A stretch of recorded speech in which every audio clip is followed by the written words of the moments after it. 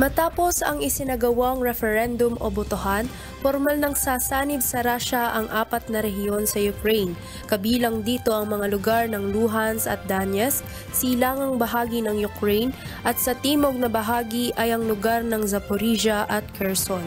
Bagaman tutol ang mga bansang kaalyado ng Ukraine sa naganap na referendum, iginiit ng mga Russian-backed elections officials na ito ay lehitimong nakakuha ng popular support.